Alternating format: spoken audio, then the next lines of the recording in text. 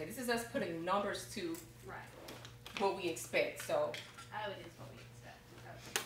okay, the activity. Consider the needs identified in Module 2. Limited, safe, and affordable family housing in the community, and the outcomes and strategies you identified in Module 3. How can you refine the outcomes to include projected targets, identified indicators, and time frame? It's a way of saying how many do you expect to achieve, how many will achieve, and in what time period. So based on limited, safe, and affordable family housing in the community. Right. So once everything's been done, we're reporting what's happened. Okay, this is us putting numbers to Right. what we expect. So, Oh, it is what we expect. Okay. okay, the activity. Consider the needs identified in Module 2. Limited, safe, and affordable family housing in the community, and the outcomes and strategies you identified in Module 3. How can you refine the outcomes to include projected targets, identified indicators, and time frame? It's a way of saying how many do you expect to achieve, how many will achieve, and in what time period.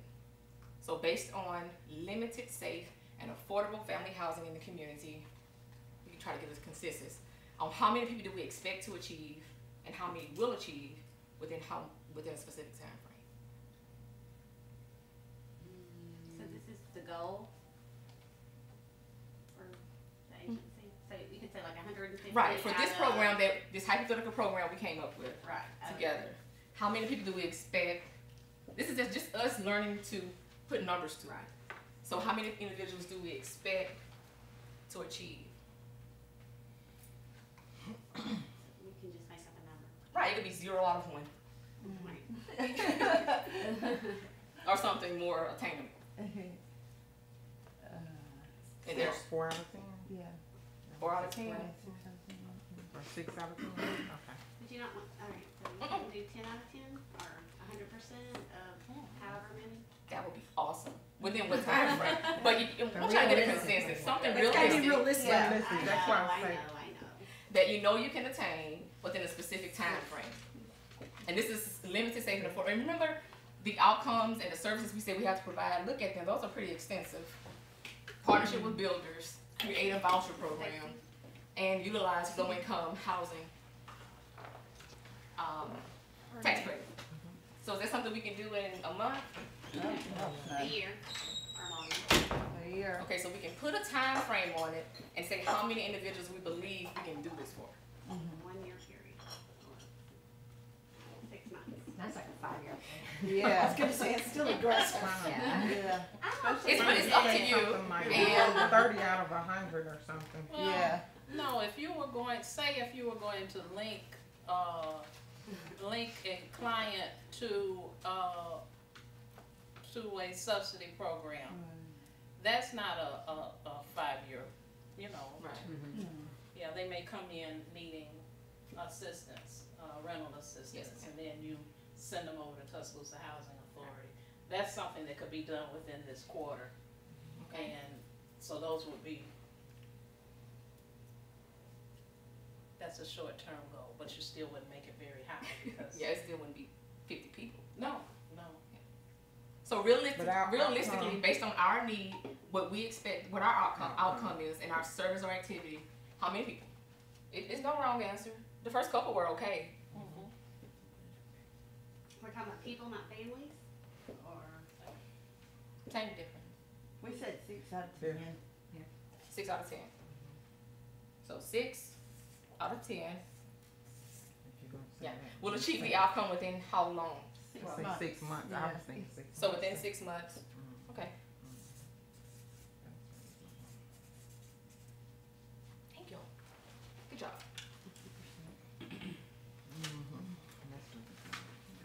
Okay, the last section is implementation of national indicators of community action performance. So we know what NPIs are, national performance indicators. I believe we talked about them in history, and we touched on them once or twice before also.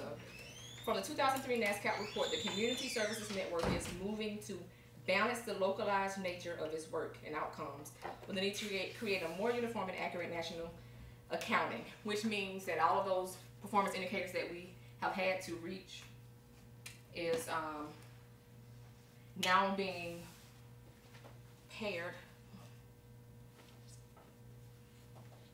Hold on a moment. They are now being, not now, but they've been synced or aligned with the typical performance indicators across the nation. So there are housing programs throughout the nation, and things that fall under housing and assistance or the general things that happen most often in community action agencies or what we nationally report on. That makes sense? So it's more of a consensus. It's not going to include everybody. You may have a program that no one else has, but because it's not something across the nation or something that is more consistent, it may not be included in that. You still should do the service because that's good for your community. But the performance indicators sets a standard. There's a standardized approach to it. So this is connecting Roma with outcome indicators and MPIs. I was just reading how many there are. There's Yeah. 92 and indicators and sub-indicators. Okay, the power and national performance indicators are that they are standard, and like baseball, they're credible and accountable. The national performance indicators reflect only a portion of the work and accomplishments of community actions. We're on page 60 toward the end. This is not our complete story, but a selective sampling of what we do. Community action agencies are encouraged to continue to report annually on their full range of outcomes, in addition to reporting on the required national indicators. They do change often, so it could become a point where something you're doing is being done across the nation also, and it could be added to that national performance indicator. But to make it standard and credible and accountable, it has to be generalized to the nation. Okay, we're at the end now. Key point summary for Module 4 is implementation of the plan. A plan must be well written, clear, and realistic if it is to be implemented effectively and efficiently. The final plan should be appraised periodically and changed as circumstances arise. It is to be used as a guide to implementation, not just to be put on the shelf like a pretty bow that you sit to the side. Implementation of the plan needs good communication systems to support it.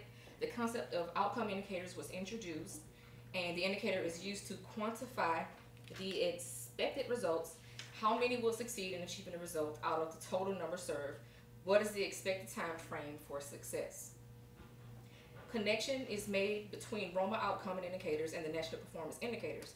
The power of MPIs is that they are a standard set of indicators. However, the MPIs are limited in that they are only the most common set of outcomes that cross all community action agencies and not all of the outcomes. Agencies are invited to include additional indicators. All right, that's all. And then we'll do Module 5. More numbers. I'll put the expected outcome indicators. And since we identified our outcome indicator, we'll post that on our logic model also.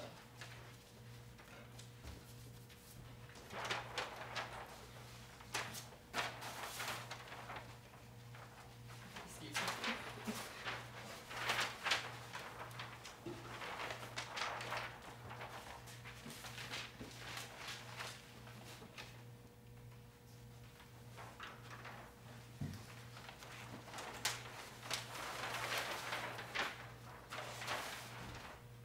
Thank you, Keisha, for Module 4.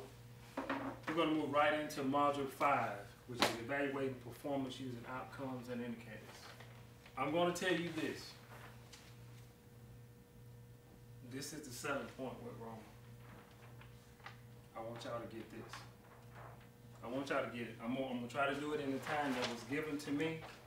It's going to take participation with everybody, but we're going to have to get it here. And I think if you get this, I'm going to say this, we'll hit a home run. And you'll know what I mean when I say hit a home run later on. The learn objectives in this module is we got to understand how to use data from the Carter questions to identify performance and accountability. We got to learn how to identify how to calculate success from the CSBG network in 2 ways. We're going to learn what baseball teaches us about measuring performance. So we're going to hit a home run. We got identify industry standards for performance, identify measurement tools and processes, and last but not least, practice matching outcomes and indicators to measurement tools and processes. Shall we begin? Evaluating performance using outcome indicators. We're going to move forward into accountability now. We've been talking about agencies have to be accountable because of Roma, so we're going to move into accountability. We're going to talk about success. So how does a community action agency know it is successful? I don't need an answer, just a question to ponder. How do we know that we're being successful? Because we're not profit driven, we're mission driven. So how do we know? We got to consider our success rate, and we got to think about how to identify what success means to us. So turn to page 62 in your manual, and Victoria, you hadn't been here in a minute, so you're back with us. Will you please read the shaded areas on page 62? Okay.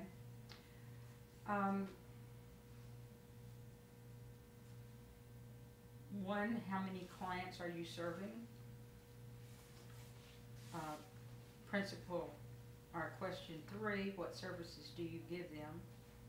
And question 6, what happens to the clients as a result of the service? Okay, those are part of the Carter 7 questions. The first one, how many clients are we servicing? What services do you give them? And what happens to the client as a result of that service that we give them? The characteristic of outcome is that it represents a change or benefit. In this particular module, we got to consider the rate of change that we are accomplishing, because that will be a rate of change. And in getting that rate of change, we have to establish targets and measurements.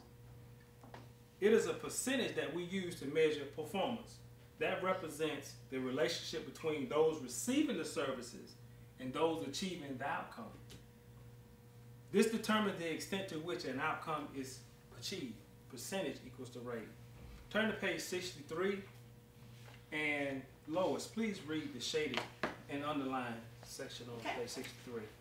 All right, first of all, there are 5 steps used to identify expected performance and a final 6th step to determine actual performance. So you have the first 5 listed. All right, these steps occur prior to delivery of service and are used to target or estimate your performance for the service. The final step occurs after the service when you know what happened to determine your actual success rate, and then the last one, number 6, is listed. The analysis of performance will include comparing the projected success rate percentage with the actual success rate percentage. Thank you, Lois. So after the program or the service has been delivered, actual performance is calculated, replacing the projected number with the actual experience.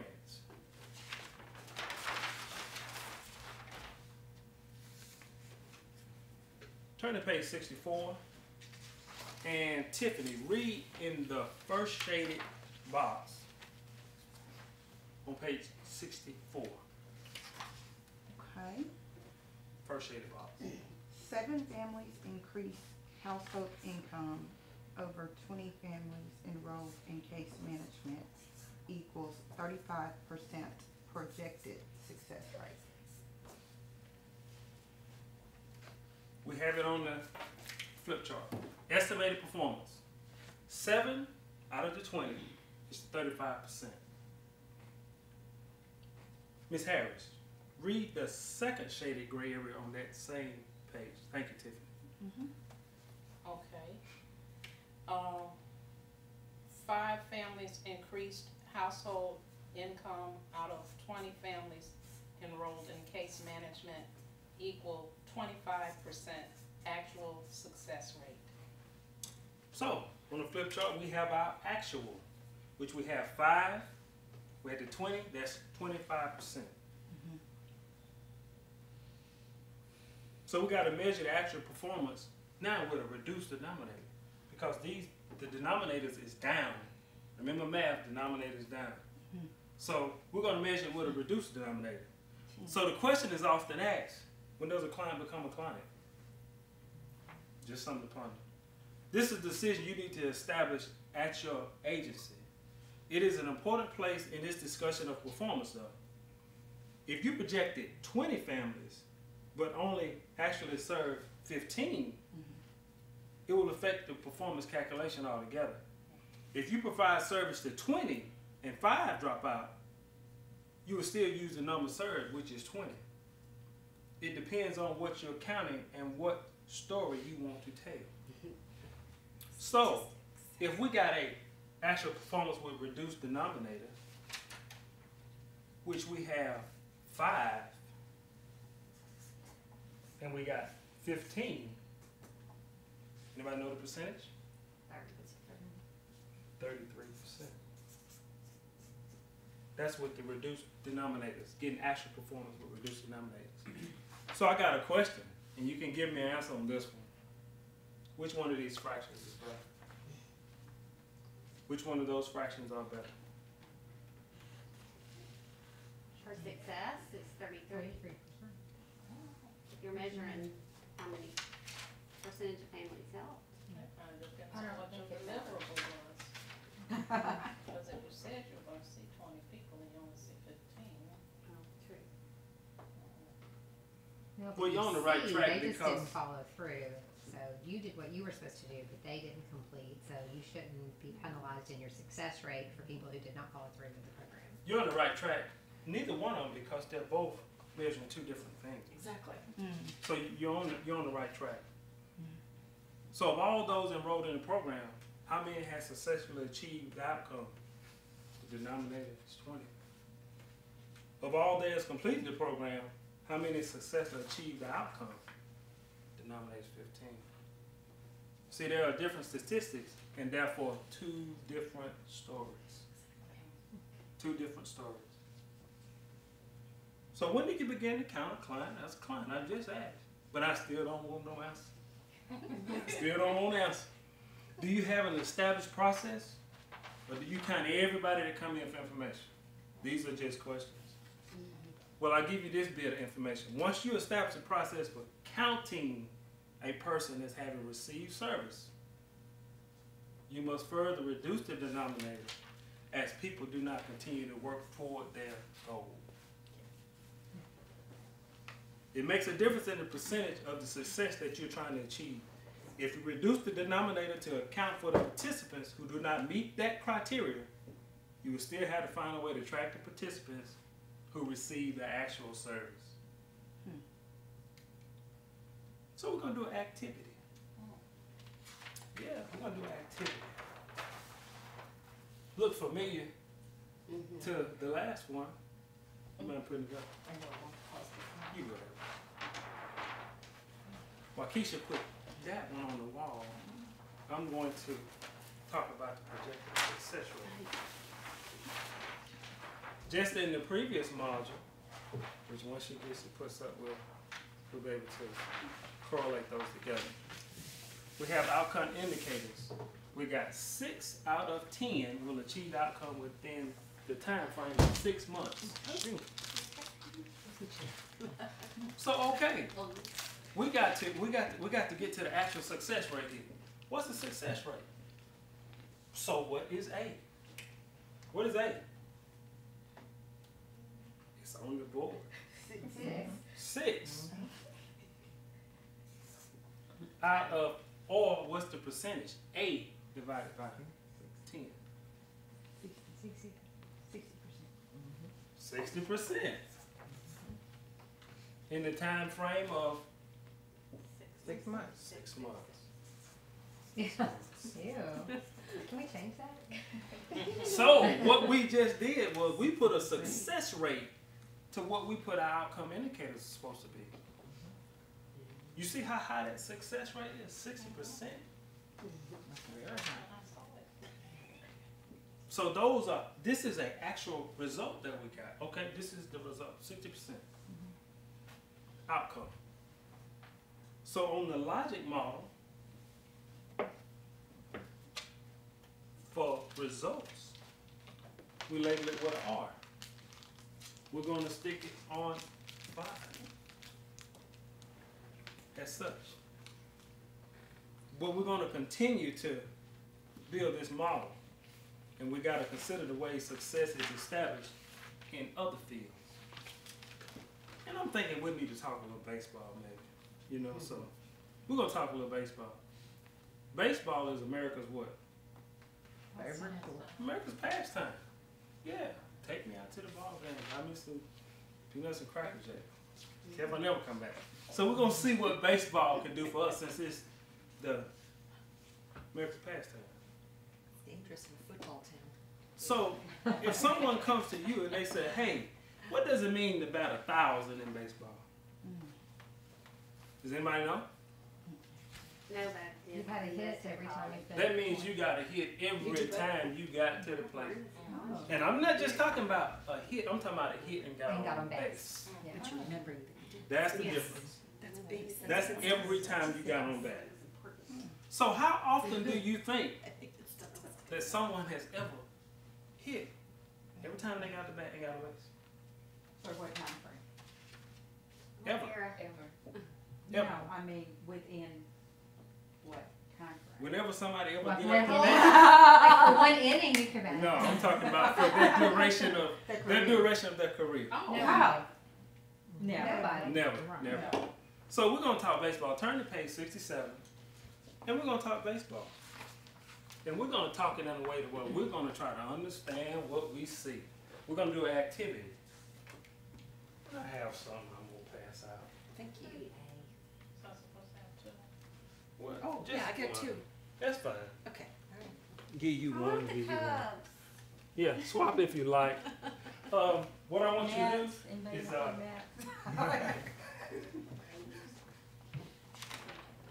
what I want you to do is look at your card, and once you examine your card, on the back I have highlighted it for you so you won't have to search it. Look all forward. Because I can read that. So what I want you to do is we'll start with Miss Harris and we'll work our way up clockwise. And she'll give me the 2 that she has on her paper, and we'll discuss this further.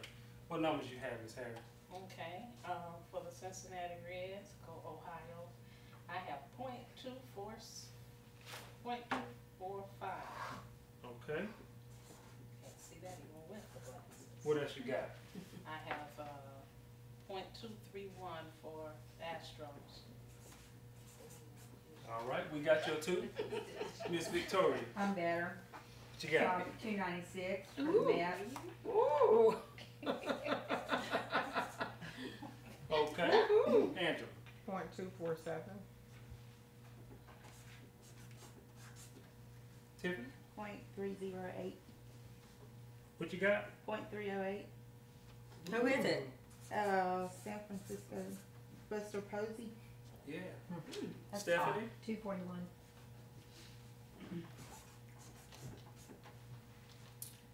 Amy? I have 2.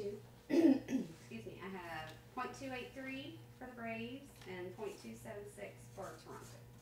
Who was that for the Braves? Chris Johnson. And you must have 251. I do. Thank you. That's the only one I need. Oh, good thing I didn't lose it. Wow. Wonder how he figured that out. I'll tell you later. I'll tell you I thought it later. was a magic act, and you Yeah. guessed what I had in my hand. It could be on America's Got Talent. I will tell you later. I promise I will reveal it later. Thank you. Okay. So we see we have percentages dealing with baseball. Well, in baseball, this is what we got. That if you got up and hit every time, that would be considered perfect. But the average is below 250 is what we consider below average. Anything 250 to 299 is just average. And anything 300 and up is considered excellent. So we need to put percentages with these. So I'm gonna pick one out. We'll pick this one at the top for sure. So we got .308 divided by 1,000 Anybody got it? 30.8%. 30.8%. Okay.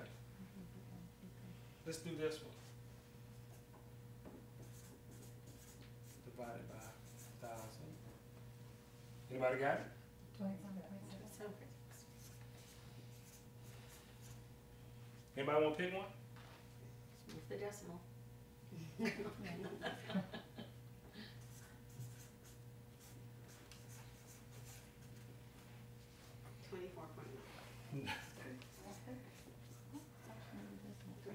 Oh, you did the bottom one, sorry. 23.1. Okay, so we see the connection with the percentages and the batting averages. If you look in your manual on your next page, you'll see a replica of the Yogi Berra card, who was a great baseball player. And it shows that he hit 179 times out of 584 times at bat for a batting average of .307 or 30.7%. These numbers are actual hits and times he got on base out of 1,000. But what if we measure success as hitting a home run?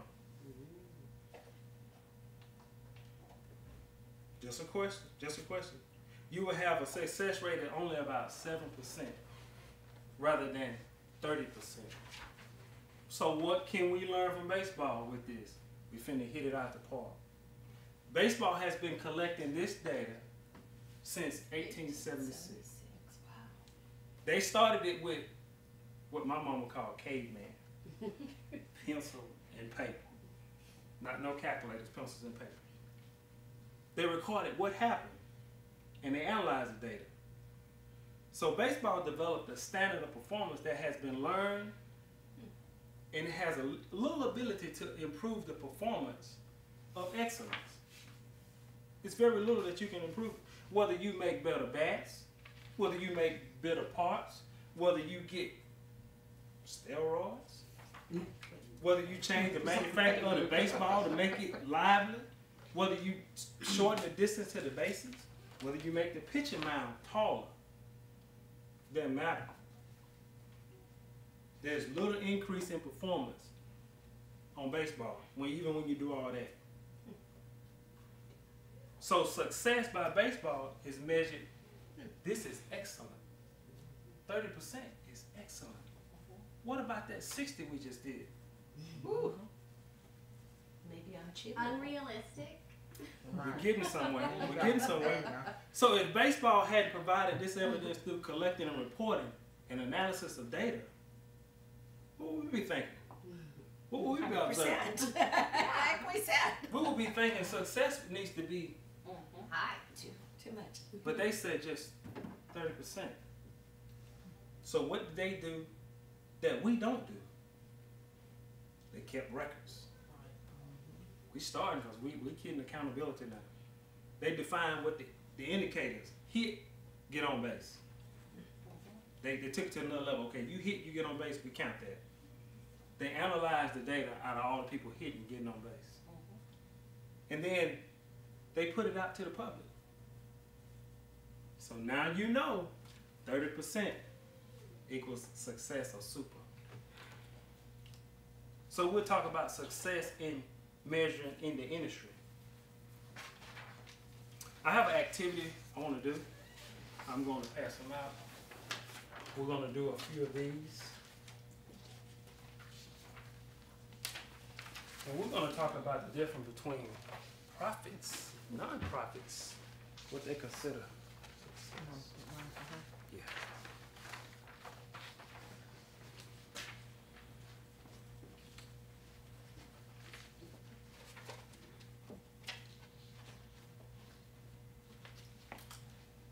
Okay, this activity we're going to do, it has percentages on it. And what I want each individual to do is take a minute. We're going to do all of them. We might not go over all of them, but we're going to do each one of them.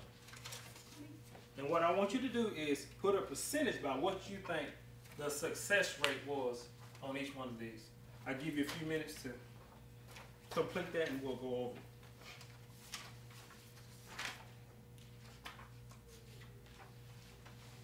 it.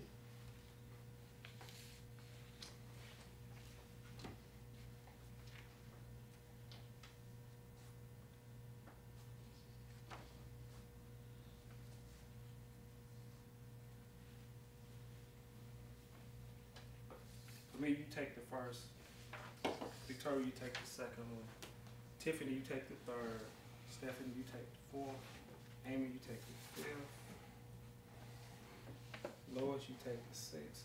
And then we'll do the last four as a group. We'll do the last four as a group. Okay, Ms. Harris.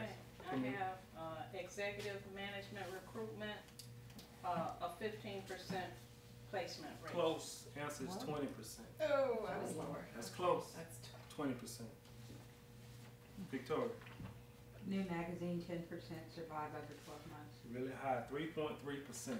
I had Yeah. 6. Okay. Tiffany, I'm scared of my answer. Movies, 1 in 10 or 10% make 1 in profit? 6, 16.7%. I had 15, okay. What 16 is it? point what? 1 in 20? 1 in 6. Stephanie? Who knows, but Right? 1 in 10 or 10% make a profit. 1 in 7, 14.3%. Amy? Okay, music recordings. I put 30%. Too high, 5%. If you listen to the radio, watch Yes, you those listen to award the shows, radio. you would Exactly. think everybody was making money. Wow. It's just all those same people. It's I'm all killing the this. What you That's have? the same ones over and over. Okay, prescription drugs, Lois. I put 18. Close, 20%. Oh, wow. 20%. That was really low there. Yeah. Anybody want to take the next one? Anybody? 10. No, it's 33%. Not a profit. I was a betting woman, I'd be broke. The next one, Pfizer. That's why I'm not a betting Yes, woman. I put 1 in 10 or 10%. 1 in 100. You had one right. Whoa. So that's I have 1%. less than 1%. Wow. How about that? Really? Yeah. I have 4%. What was that again? 1 in? 1 in 100. That's Wow. 1 in 1%. 50. DuPont. No, that's right. I put 11%. 1 in 250. Oh, wow. 0.004%. Oh my God. I had 1 in 100. One time on-time railroad delivery, plus or minus what? 3 hours. 24 hours. Uh-uh. I had 24. That's Crossed considered it on out. time. 24 hours. I had 24. Crossed it out. But remember, that's railroad. That's I a know, different but- standard. No, I'm just kidding. So Apparently. the You're last thinking Mercedes. the last one we said baseball, 1 hit in 3 times at bat, 33% is a superstar. 1 hit in 4 times at bat, 25% is a successful hitter. So, high percentage of success in frequency, unrealistic and not attainable in human services. Sometimes we just make it so unrealistic, can't be attained. That's very good. What this activity showed is that it shows that industry is comfortable with the modest measures of success. Why? Because they're cost effective. Translate into profit. It Follow the translates dollar. it translates into profit. But in the human service field, there's a strong tendency on both parts of the funder and the agency to deliver a program with expected high rates of success. We put the pressure, high rates of success. Beating ourselves up. See, a community action agency can live with modest measures of success, but it will need to educate the public regarding what is possible to achieve and what is not possible to achieve. We must establish our own standards of performance and communicate these standards of performance to our officials, to our government, to public and private funders, to the general public, to the media, to the staff, and CSBG entitlement people that are eligible for that. So what's the psychology behind the high expectations for the human service field? We just went over it. I mean, why? Well, we're do supposed we to tend be to do that? we're supposed to be mission driven, and we get in the tendency to want to be profit driven, but we don't make nothing. We're not making anything, so we put an expectation as if we're getting a profit back. No, not in that sense. And we're going to touch on you're getting to where I want to get to, because I'm going to speak on some more words that we've heard earlier, and once I say them again, y'all can say y'all said those words several times today. Yeah, what's interesting is Peter earlier mentioned when we have audits, we have 7 performance indicators that are 100% performance indicators that we are charged that we Wow. don't meet. That's high. Yeah. That's high. So On 7 indicators, we're supposed to have 100%. back to what it is about industry. Probably the most single reason why the industry is satisfied with low, unrealistic performance is that it's all tied to ROI, return on investment. So that means they're going to make a profit. Even with the low success rate, there's still a profit. There's still a profit. Agencies, Drugs are so expensive. agencies, we must research the success measures and use them before creating our own. If success is measured and it's unavailable, then we got to be responsible for collecting that data and developing it into outcome indicators. We got to collect that data, put it on those outcome indicators. We must be realistic when we're projecting the numbers of who are expected to achieve the outcome. It's got to be realistic. And that's the, if I can say, that's the point of this whole module. It's the fact that we expect so much. Our percentages are so high when it comes to what we do and who we're looking to meet outcomes. So we see that we sometimes can, project that we're going to do this, and it's unrealistic. That's the thing, it's unrealistic. Yeah, and see, the target has to have a reasonable accuracy. So that target has to be within reason, has to be accurate. And see, this module, we're still talking about some questions from Carter. We'll talk about three questions, question 1, 3, and 6, which are the foundation for accountability. What is our mission? What does the customer value? Wait a minute, I'm over here. How many clients we serve? What services do you give them? What happens to the client as a result of the service? Sorry, I got Druck and Carter confused here. So, we must see that question 6, it introduces the outcome orientation and will often require elements to the traditional reporting. What happens to the client as a result of the service? But if you look at questions 1 and 3, it can be generally characterized as measures of efficiency and progress. 1 and 3 are efficiency and progress. Question 6 is about effectiveness. So there's a difference. This is effective. These two are efficiencies. So we have to have targets for our NPIs, which is our National Performance Indicators. NPIs are all about performance. It's all about performance. Success, like we have discussed, is calculated based on numbers and numbers achieving results. That's what it's based on, numbers and the numbers achieving those results. So I'm going to go back to a previous flip chart that we completed earlier, and we're going to see about those actual results. We're going to talk about another dimension of showing the performance. It is important to compare the numbers of the participating in a program or the service with those achieving that outcome.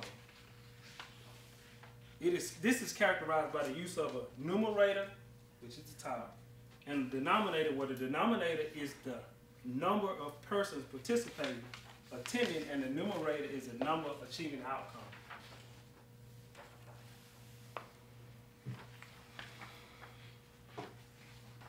So in another kind of reporting, it is a comparison of the number of the targeted outcomes to the number of the actual outcomes. The numerator is the number of the actual outcomes, the numerator, actual outcomes, and the denominator is the number that is projected or targeted.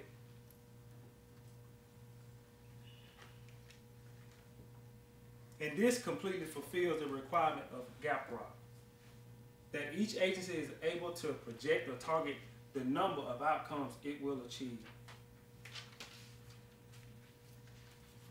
Please turn to page 72 in your manual.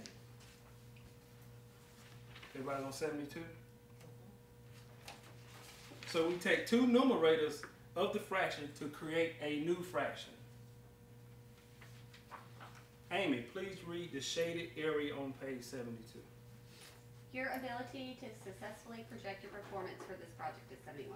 There are 5 families, increase household income by 10%, that's actual, divided by 7 families, increase household income by 10%.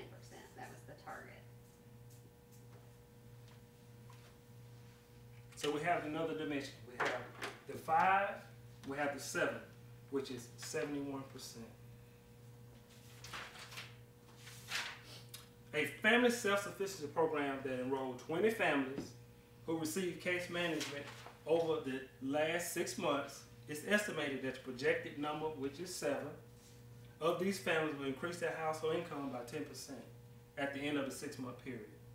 Measuring the actual performance requires follow-up. So if we're going to measure performance, we have to do follow-up. The actual results, which is the 5, actually increase their household income. So we got the 5 and 7, and that's the 71%. So now we must establish some measurement tools and processes. Turn to page 73.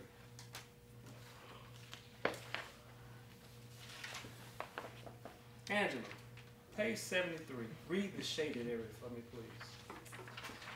5 families increase household income by 10%. That's the numerator. The denominator is 7 families increase household income by 10%, which is the target, equaling 71% success rate. I'm sorry. Your ability to successfully project your performance for this project is 71%. Thank you, Angela. So we got to identify these evidences that we have. So we got to always look back at Drucker. He's in the mix now.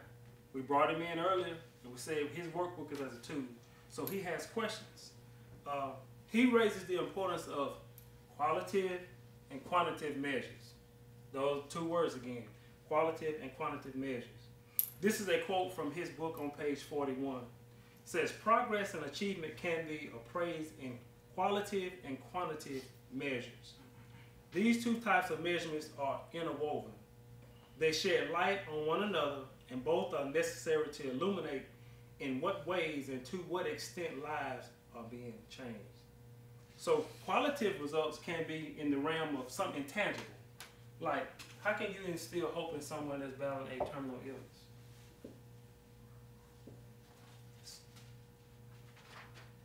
But quantitative measures are essential for assessing whether resources are properly concentrated for the results, and whether progress is being made, whether lives and communities are being changed for the better. So we have one more activity, and this is part of our logic model. So we got to figure out what our measurement tools and what of our processes.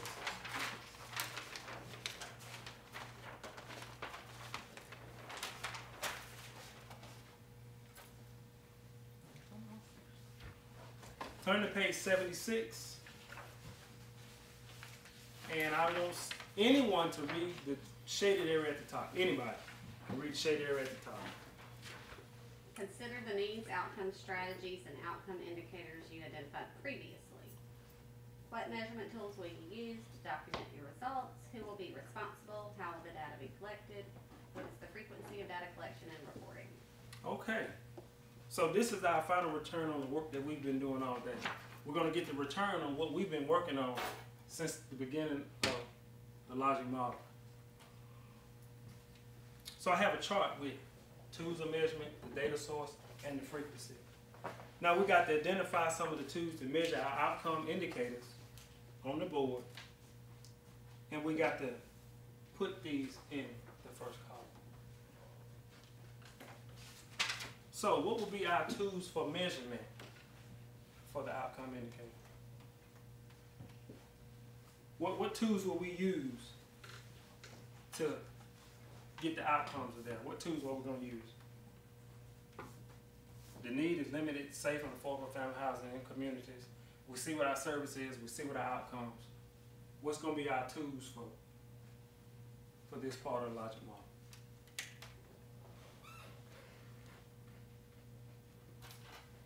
This client has been coming in. What do we have? What kind of information do we have? Their income level. Financial report.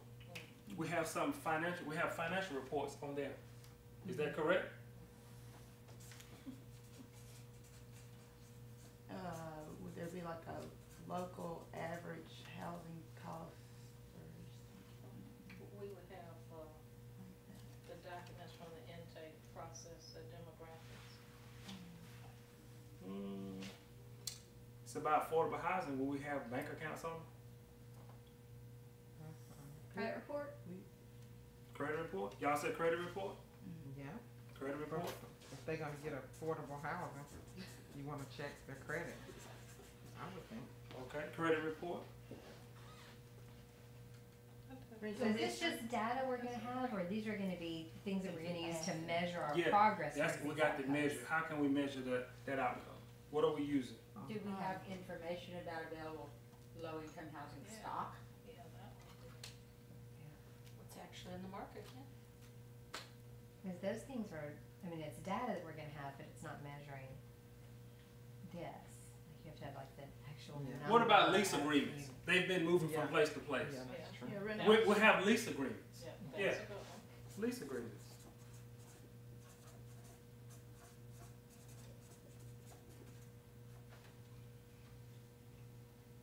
Record of the number of rent payments they've made on time. Financial reports. Okay. Yeah, credit report might not go up there. For that matter. Rent receipts. Or would that go up on the financial reports? Mhm. Yeah, it would. The number of referrals that we've made to existing programs. Referrals.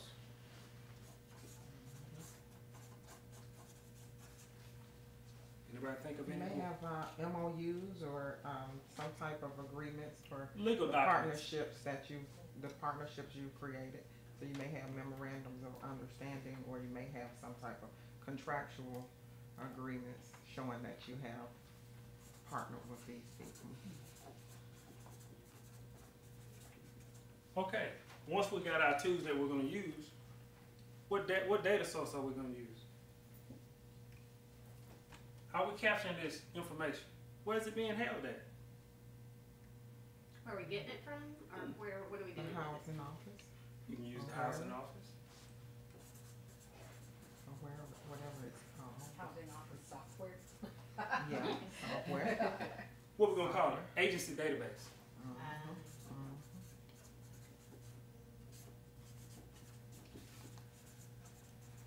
Agency database. What else?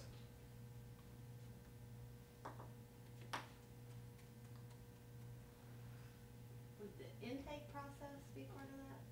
In front of the client? What about file cabinets? We got a virtual copy. We got to have something in the file cabinet. So their intake. So we're saying the data source is where it's kept, not necessarily the Yeah. originating source, Yeah, that's right? Case That's where- notes. Where we would keep it. Got case notes. Case notes.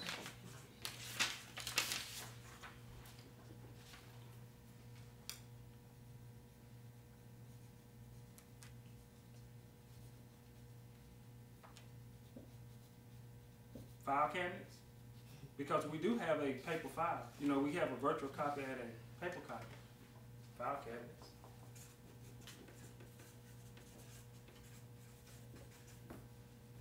Any others? So who's responsible for collecting this data? The agency. Intake worker, caseworker. Caseworker. Employees.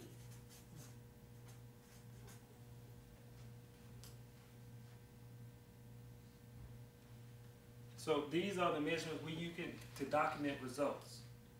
Can we use these measurements to document the results?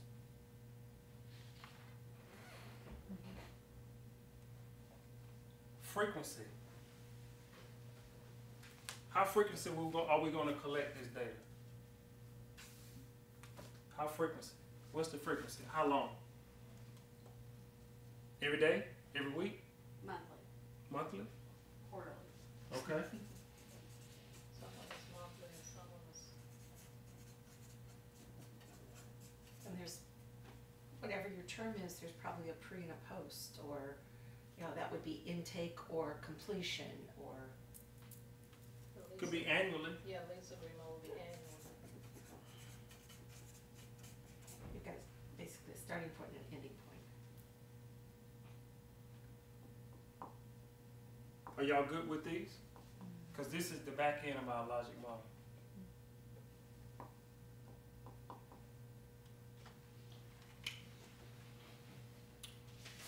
I mentioned earlier about the results that we get. And I put results up here. But before we get to the results, we have our measurements, which is here. We have our data source, which is here. And we have our frequencies of collecting that data, which is here. So we always talk about results. Sometimes we can't get the results until we have completed all of this. So the results will go down here until we get it, and then we'll move it back up. This is Module 5, Measuring Performance and Establishing Standards. The key points that we had was that we had to define what was success using outcomes and indicators. We introduced the concept of performance targets and actual accomplishments. We made a case for using performance in human services that would be realistic and similar to that that's found in the private sector. We also provide the formula for identifying agents' abilities to make targets, project their success, and we also identify the measurement tools and the processes. This is Module 5. Now, I know your brain really wants to move the results over to that last column.